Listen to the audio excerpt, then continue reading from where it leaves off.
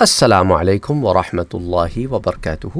سورہ یاسین کی تفسیر کے ضمن میں ہم آیہ نمبر 39 تک پہنچے، جس میں اللہ عز و جل ارشاد فرماتا ہے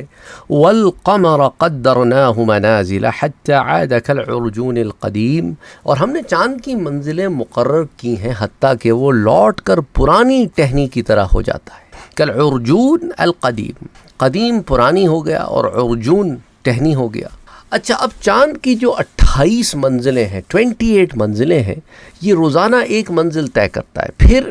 ایک یا دو راتوں تک اس کا ظہور نہیں ہوتا، اور 29 یا 30 دن کے بعد اس کا ظہور ہو جاتا ہے۔ چاند جب آخری منزل پر پہنچتا ہے نا تو وہ بالکل باریک اور چھوٹا دکھائی دیتا ہے۔ اس لیے آپ دیکھیں پہلی تاریخ کا جو چاند ہوتا ہے وہ دیکھنے میں بڑی آپ کو دقت ہوتی ہے۔ اچھا، جیسے کھجور کی ایک پرانی ٹہنی ہوتی ہے جو سوکھ کر ٹیڑھی ہو جاتی ہے، تو چاند کی اس گردش کی وجہ سے زمین پر رہنے والے اپنے دنوں، مہینوں اور سالوں کا حساب کرتے ہیں، جیسا کہ قرآن کریم میں سورہ البقرہ میں اللہ فرماتا ہے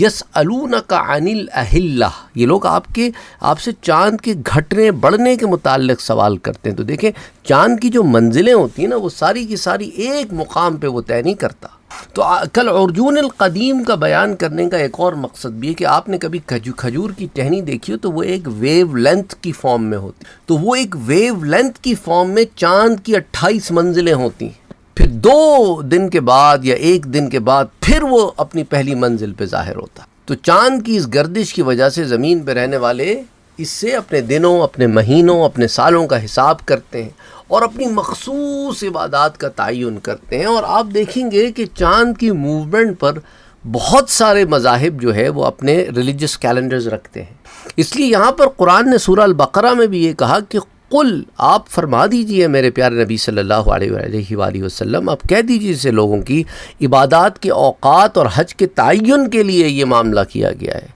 ہی مواقیت للناس والحج۔ اور اس آیت میں جو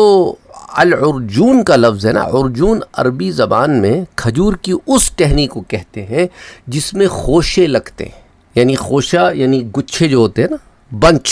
کھجور کے جو بنچ لگتے ہیں نا جس ٹہنی پر، اس کو عرجون کہتے ہیں۔ یہ پھلدار ٹہنی ہوتی ہے۔ یہ ٹہنیاں خشک ہونے کے بعد نا ٹیڑھی ہو کر بالکل ایسی شکل اختیار کر لیتی ہیں جو ابتدائی اور آخری تاریخوں میں چاند کی شکل ہوتی ہے۔ اس وجہ سے اس کی ایک ویو لینتھ کی سی فارم ہوتی ہے، کیونکہ کہیں ویٹ پڑتا ہے، کہیں ویٹ نہیں پڑتا، کہیں زیادہ پڑتا ہے، کہیں کم پڑتا ہے، اس کی وجہ سے یہ ٹہنی ایک شیپ اختیار کر لیتی۔ تو دیکھیں نا، اللہ سبحانہ وتعالی نے زمین میں موجود ایک ایسی چیز سے مشابہت دی جو آپ کو movement, placement of the moon on the 28 different stages بتا دیتی۔ سبحان اللہ، سبحان اللہ، سبحان اللہ۔ اور اس آیت میں ان لوگوں کی بھی مذمت ہے جو چاند کی پرستش کرتے ہیں کہ تم چاند کی عبادت کیسے کر سکتے ہو، وہ تو اللہ سبحانہ وتعالی کی طرف سے متعین ایک مخلوق ہے۔ پھر یہ کیسا خدا ہے جو غائب ہو جاتا ہے؟ یہ کیسا خدا ہے کہ اتنا چھوٹا ہو جاتا ہے کہ اسے ڈھونڈنا پڑتا ہے،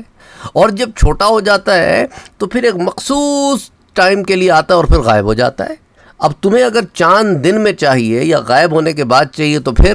تو خود عقل کرو۔ دوسری بات یہ ہے کہ چاند تو خود مطیع ہے، اطاعت کرتا ہے، مطاع نہیں ہے کہ جس کی اطاعت کی جائے، وہ خود گھٹتا بڑھتا رہتا ہے، تو وہ خدا کیسے ہو سکتا ہے؟ اچھا، علامہ قرطبی رحمۃ اللہ علیہ، جن کی کنیت تو ابو عبداللہ تھی اور نام محمد بن احمد تھا، فقہی اعتبار سے مالکی المذہب ہے،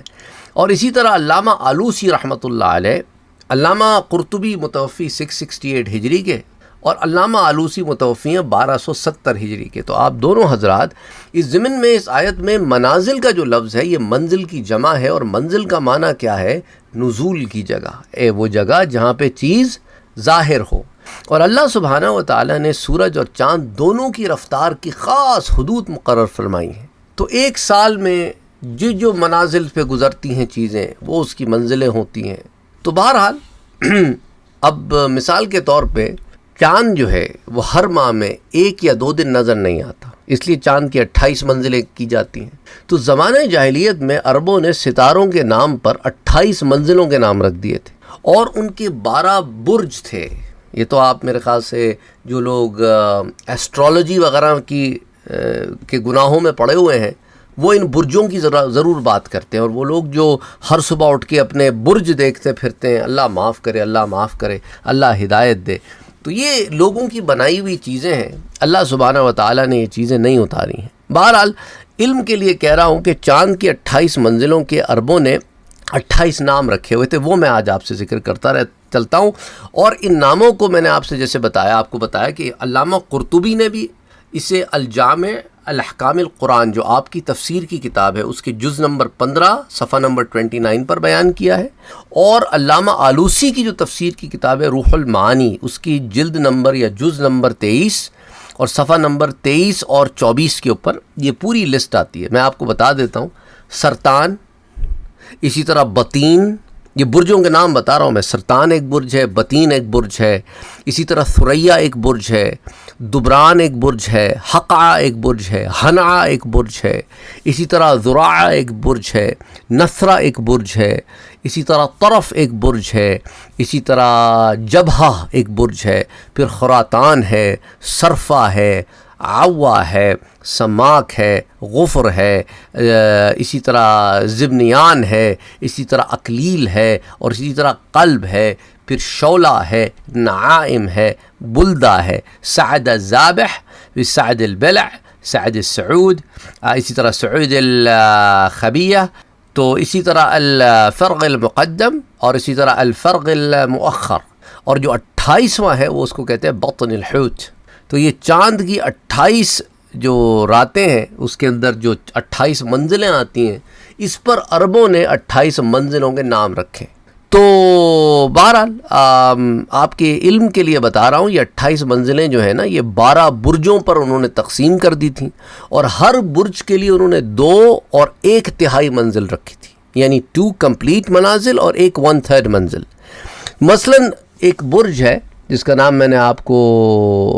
شاید نہیں بتایا ہوگا، پتہ ہوگا، حمل، اس کے لیے برج حمل جو ہے نا، اس کے لیے انہوں نے کیا کیا، اس کو سرطان پورا کے پورا رکھا، جو پہلا میں نے آپ کو بتایا نا منزل، پوری منزل سرطان کی رکھی، پوری منزل بطین کی رکھی، اور جو تیسری ثریا ہے نا، اس کی انہوں نے 1/3 رکھی۔ اسی طرح ان کا ایک برج ہے ثور بل کو کہتے ہیں، تو بل والا جو ہے نا، اس کے اندر انہوں نے کیا کیا، جو ثریا کے 2/3 حصے رہ گئے تھے نا، 1/3 تو انہوں نے برج حمل کو دے دیا، تو 2/3 جو رہ گئے ثریا کے، وہ انہوں نے برج ثور کو دے دیے، پھر پورا دبران دے دیا، اور پھر 2/3 حقع دے دیا، تو اس طرح اس کے جو ہے پورے 2 اور 1 1/3 ہو گیا، 2/3 یعنی 2/3۔ اسی طرح وہ آگے جتنے برج ہیں ان کی ایسی ہی تقسیم وہ کرتے چلے گئے۔ اب میں بروج کی باقی تفصیلات میں نہیں جا رہا، وہ پھر انشاءاللہ کبھی اور بات کر لیں گے، لیکن وہ ہمارا مقصد نہیں ہے۔ تو اسی طرح آیہ نمبر 40 میں اللہ سبحانہ و تعالیٰ فرماتا ہے کہ لَلشَّمْسُ يَنبَغِي لَهَا